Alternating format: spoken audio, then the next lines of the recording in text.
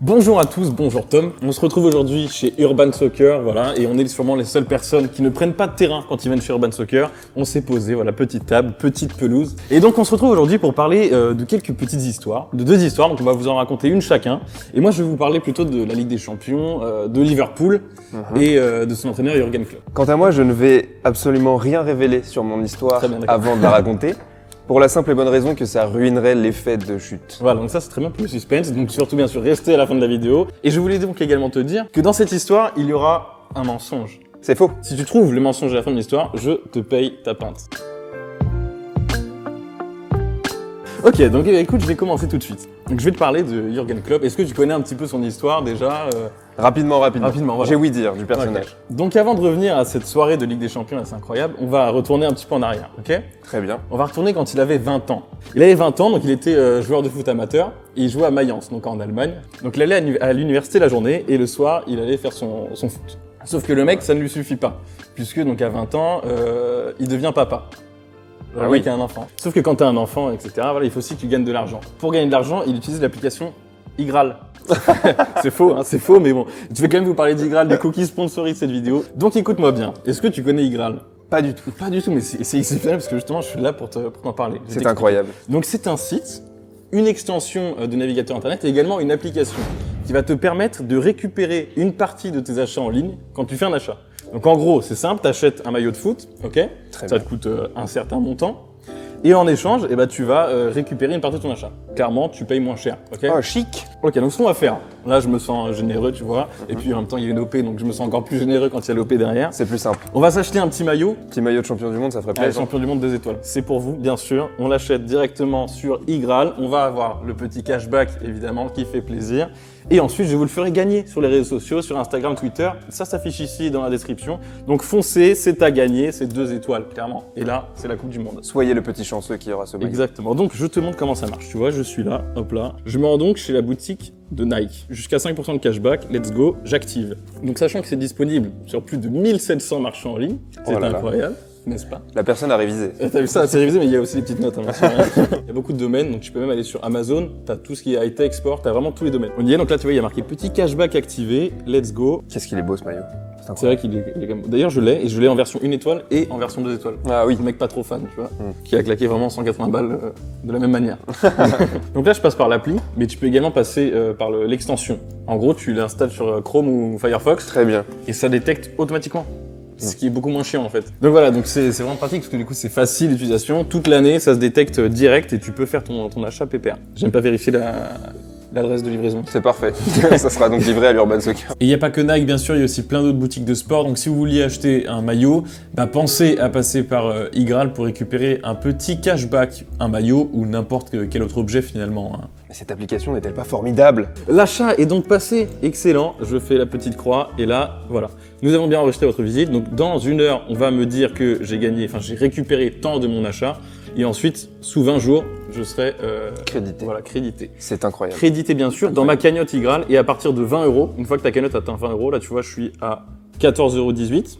Voilà, je fais quelques petits achats, quelques petites emplettes. Une fois que ça arrive à 20 €, soit par virement bancaire ou PayPal, ça part direct sur ton compte. C'est plutôt cool. Non, du coup, t'as les marchands en fait qui vont verser une commission à Igral quand tu passes par l'application. Et eux, en échange, ils te versent une commission de cette commission. Très bien. C'est sympatoche. C'est donc une commission de commission. C'est une commission de commission et ça fait plaisir. Tout ça, vous retrouvez dans la description. Il y a le lien de parrainage et vous avez 10 € de bienvenue au lieu de 3 €.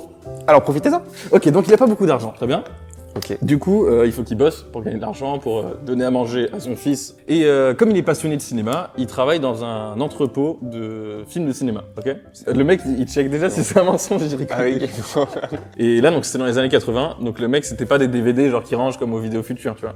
Les Vidéos Futures, tu connais bien sûr. Ah bien sûr. C'était genre des bobines en métal, des bobines genre comme ça. Tu vois. Et il dit que voilà, quand c'est ça arrive. Mais arrête vraiment de remettre en question tout ce que je dis. Il fait ça du coup le matin. Le camion, il arrive à 6h du mat. Nickel. Ensuite, il arrive, il va à l'université, nickel. Le soir, il fait son petit foot, tranquille, il rentre, il s'occupe de son fils. Donc le mec, il dort genre 5 heures par nuit. On lui demande souvent quelque chose à Jürgen Klopp, je sais pas si t'as remarqué, il est toujours souriant, tout le temps. Et on lui demande pourquoi est-ce que le mec il sourit tout le temps, même après une défaite. Parce que généralement quand tu perds, t'es plutôt dégoûté, tu vois. Ouais. Mais non, lui, le mec, c'est genre le gars à FIFA, tu lui mets un 15-0, vraiment il te serre la main, il dit mais vraiment t'es super fort, genre tu joues trop bien mec. C'est un mec en or. Tu vois, vraiment aux antipodes de José Mourinho qui lui fait la gueule même quand voilà, il gagne. Exactement. Non, mais c'est ça. Le mec il est toujours content, toujours souriant. Et donc il nous explique qu'en fait, et là c'est l'histoire touchante, tu vois, que depuis la naissance de son fils, il s'est rendu compte que le foot, c'est vraiment, tu vois, c'est vraiment touchant.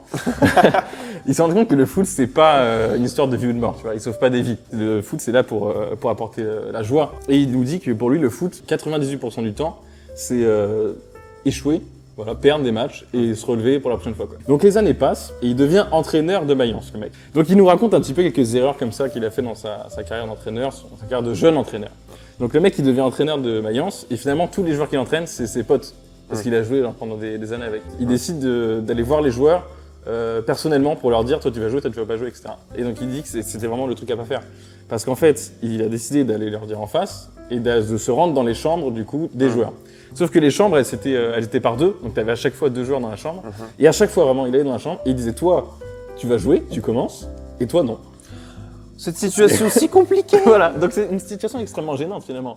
Oh et peu agréable hein, pour tout le monde, je pense. Donc c'est-à-dire que le mec qui est titularisé, il est saucé, mais il peut pas trop le montrer parce que l'autre, il est dégoûté. Jürgen, bah voilà, en fait, le joueur, il lui dit mais pourquoi tu me choisis pas? Et en fait, il dit qu'il n'y a pas de réponse, juste que il peut mettre 11 joueurs sur le terrain, quoi. Et le truc, c'est que voilà, donc il fait ça à la première chambre, et il y avait 8 chambres comme ça. Et donc il a dû faire exactement pareil à chaque fois. Et donc à chaque fois, il lui dire toi tu démarres pas. Et à chaque fois, l'autre il disait mais pourquoi tu me choisis pas? Les années passent, très bien. Il est entraîneur de Mayence jusqu'en 2008, mais putain, mais vraiment, c'est insupportable. Le mec croit que tout ce que je dis c'est faux, quoi. Cette histoire est vraie, Tom, ok? C'est qui ce Jürgen Klopp déjà? Et il emmène carrément le club en D1. Allemande pour la première fois de son histoire, ce qui est donc plutôt une réussite. Bon. Malheureusement, avant de quitter Mayence, il retombe en Division 2. Mais là, quelle aubaine! Le Borussia Dortmund, qu'est-ce qu'ils font à côté du Borussia Dortmund? Ils arrivent 13e de Bundesliga. Et là, c'est la honte. C'est la honte intersidérale, tu vois. Du coup, ils se séparent de leur entraîneur Thomas, je sais plus quoi, Thomas Diol, je crois. Ils appellent Jürgen Klopp, ils disent là, écoute, on a besoin de toi pendant 2 ans. Donc, Jürgen, il arrive pendant 2 ans, il fait venir 2 de ses joueurs, ok? Il fait venir Zidane et Subotic. Zinedine? Pas Zinedine, Mohamed Zidane. Très bien. Ça c'était juste voilà pour la petite histoire, pour dire qu'il amène quand même Zidane à. J'allais dire que c'est faux. Oui c'est faux, mais non c'est totalement vrai. Il fait venir donc Mohamed Zidane qui est peut-être légèrement moins talentueux que Zinedine Zidane, mais qui est sûrement un joueur fantasque. Hein. Ok, donc il arrive là-bas au Borussia Dortmund et là une autre histoire commence assez incroyable. Il va nous parler de son histoire la plus gênante en tant qu'entraîneur. Ok, c'était en 2011. Le Borussia s'apprête, donc c'est la veille d'un match contre le Bayern Munich, et un match super important du championnat. Jürgen, il leur dit, écoutez là, en face, c'est Bayern Munich, ok? La dernière fois que Borussia a gagné chez eux, c'était il y a 20 ans, et la plupart d'entre vous portaient encore des Pampers. Donc le mec déjà, bonne ambiance, tu vois, dans la salle, les lumières sont éteintes, les joueurs ils sont assis, etc. Il s'apprête à faire la fameuse causerie d'avant-match, ok? Et il dit que pour lui, Rocky, les films Rocky, c'est genre les films qui donnent le plus de motivation. À chaque fois qu'il veut motiver ses joueurs, il pense à Rocky. Okay. Pour lui, c'est vraiment genre la religion. Il dit qu'il faut le montrer dans toutes les écoles. C'est genre l'alphabet. Et non pas de football, les écoles tout court. Non, les écoles tout court, hein, vraiment, c'est ça. Rocky, c'est l'alphabet, tu vois. Donc c'est juste la base. Et normalement, quand tu regardes Rocky, t'es censé genre, tu vas gravir une montagne directe, ok? Et il leur balance les extraits de Rocky 4. Donc il montre les extraits d'Ivan Drago qui est genre branché aux machines, c'est la machine de guerre. Le mec, t'as les scientifiques autour de lui, les ordinateurs, etc. Le mec, il est imbattable. Et il dit ça, vous voyez, c'est le Bayern. Il est imbattable, c'est le meilleur, c'est tout, c'est une machine le truc. Et après tu vois Rocky dans sa cabane en Sibérie qui fracasse des pains à main nue et qui se trimballe des bûches dans la neige, là tout ça. Et il dit ça, c'est nous. On est plus petits, on est moins forts, mais on peut y arriver. Et on est Stallone. Parce qu'on a la passion. Oui, parce que bien sûr il y avait Stallone aussi, je t'avais pas dit, il l'a fait venir au Borussia Dortmund. Okay, ça c'est faux. Donc là il est à fond, il passe les extraits, les gars, nous on est Rocky et tout, on est au taquet. Et pendant 10 minutes, le mec il parle comme ça. Mais vraiment, genre, c'est Aragorn dans le Seigneur des Anneaux. Très bien. Il est à fond, il est dans son truc. Et au bout de 10 minutes, genre, il lève la tête, il veut regarder les joueurs, tu vois. Et là, il s'attend à ce que les joueurs ils soient debout sur la table, mais genre, ils en veulent, quoi, les armes, etc. quoi. Non, tout le monde est assis, genre, personne ne parle, c'est le silence total. Et en fait, il comprend pas. Et là, il se dit, mais attends, mais Rocky, c'est sorti en quelle année là? Ah oui, 1980. Ok, qui d'entre vous connaît Rocky? Là, t'as 2 mecs qui lèvent la main. Mais voilà, donc ils étaient trop jeunes pour Rocky et personne ne connaissait. Et là, il dit, mais en fait, je pensais que j'étais en train de donner le discours le plus incroyable de l'histoire du football. Genre vraiment, dans sa tête, c'était un truc de fou. Et personne n'a rien compris. Du coup, le mec a dû tout recommencer, donc ça devait être totalement ridicule. Et il se souvient même plus du résultat contre le Bayern Munich. Il pense qu'ils ont gagné 3-1. Donc les résultats se mélangent dans la vie d'un entraîneur. Il nous dit que ce qui reste, en fait, c'est ce genre d'histoire. ces petits morceaux de vie. Mais là, tu peux pas remettre en question ça. Je remets tout en question, mec. Donc, petit saut dans le temps. Et là, donc, on arrive finalement l'an dernier en Ligue des Champions. Grosse saison en Ligue des Champions pour Liverpool.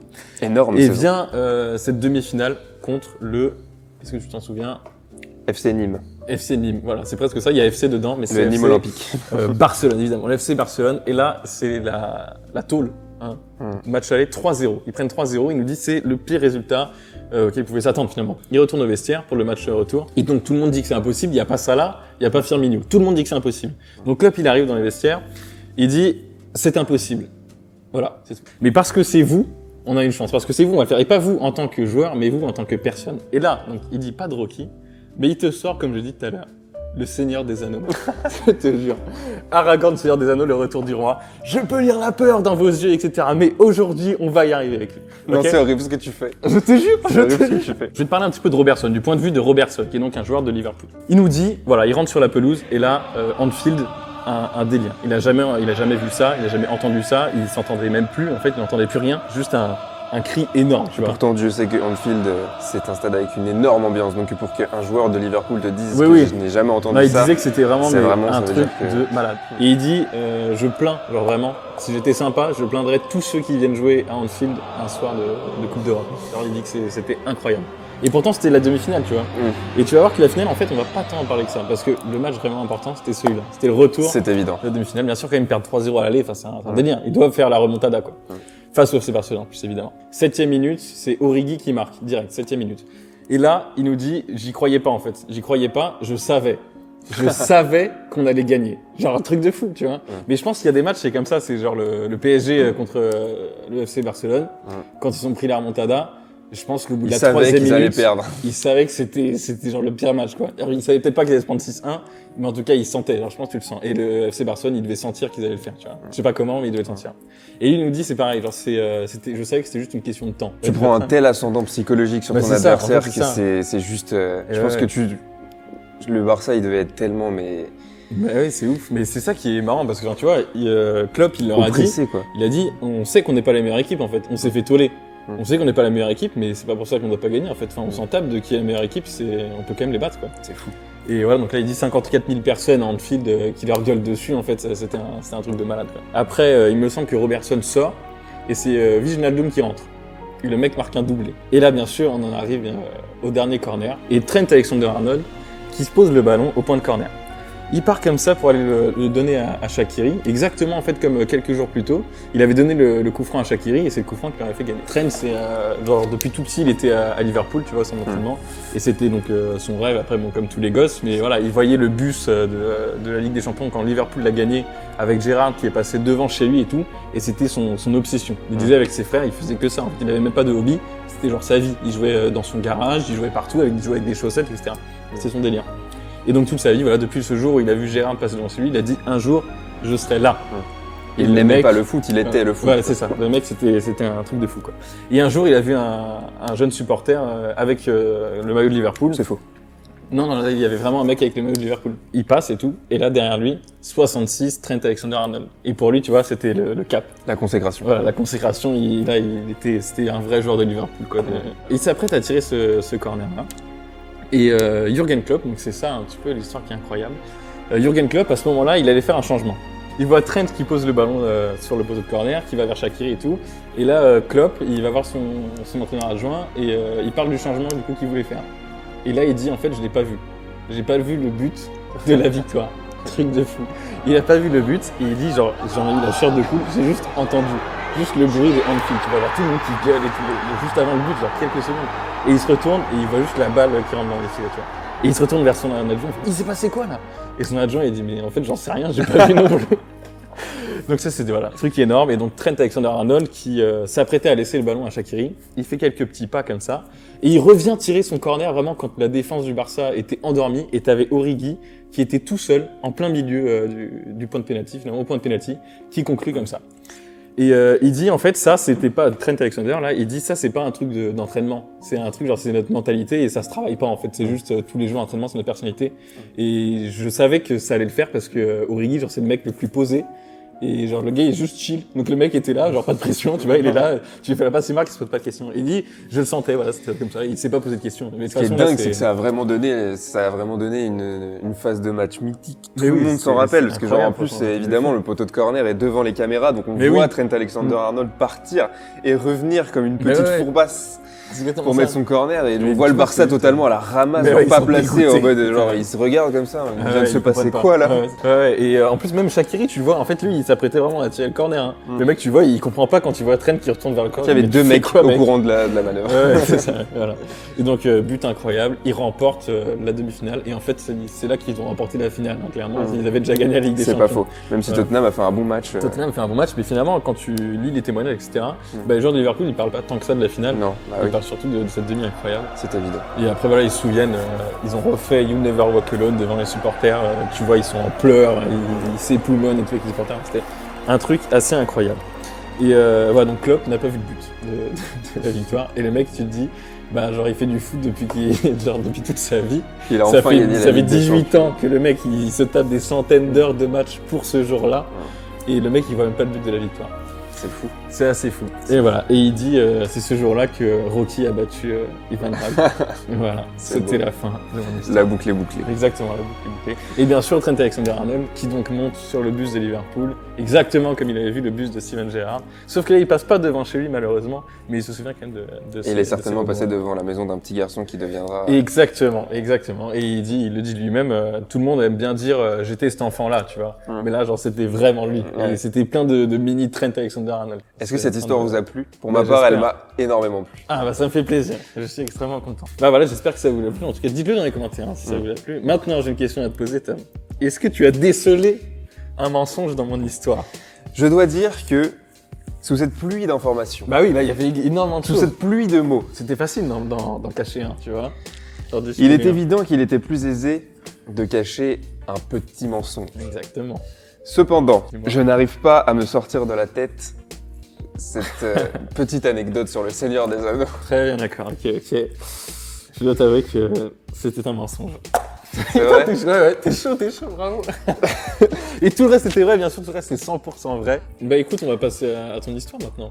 Qui va être donc une histoire beaucoup plus courte, j'imagine. Ce sera une histoire courte. Mes amis, mes aïeux, êtes-vous prêts? Je vais vous conter l'histoire d'un homme. Il s'agit d'une histoire ancienne. Oui. Mais qui concerne indirectement, et même totalement directement, ton anecdote. Ok, excellent. Je vais vous conter l'histoire d'un homme dont le nom ne vous dit probablement rien, qui s'appelle Jacques Ferrand. Son nom ne vous dit pas grand-chose car son métier consistait plus à faire valoir les exploits sportifs des autres plutôt que les siens. Cet homme était journaliste sportif. Il est né en 1920. D'accord. Et il monte dans les années 40 sur Paris. Ok. Il devient pigiste pour le journal L'Équipe. Vous connaissez tous L'Équipe. À l'époque, il faut savoir que L'Équipe et France Football ne faisaient qu'un. C'était un seul et même journal. Il est très à l'aise avec les mots. Il détonne un petit peu dans les rédactions. D'accord. On va dire que son style est cru, mais qu'il a une manière de raconter les matchs si vivante que tout de suite, tu t'y crois quoi.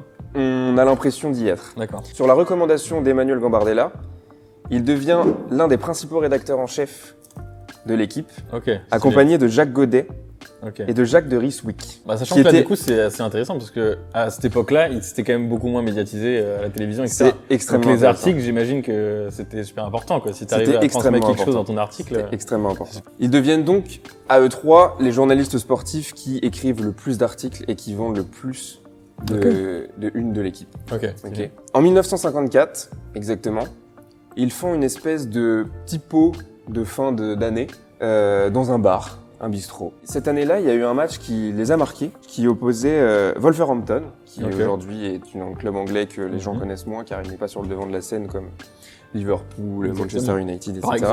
Mais qui est un club qui a une histoire et un passé.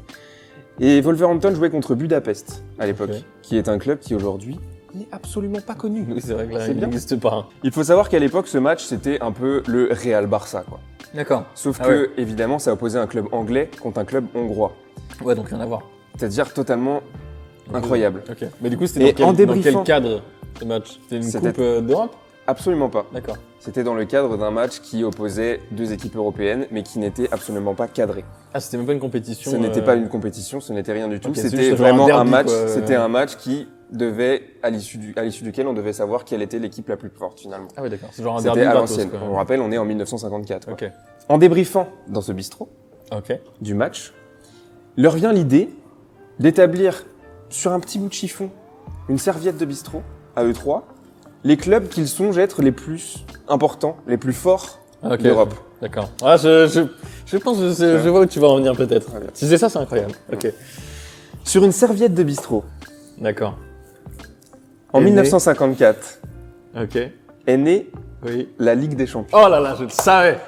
Ah, c'est fou. Et c'est en ayant cette discussion, ce petit brainstorming au bistrot, que d'un Qu'est coup née la plus grande des est née compétitions, la plus grande des compétitions européennes.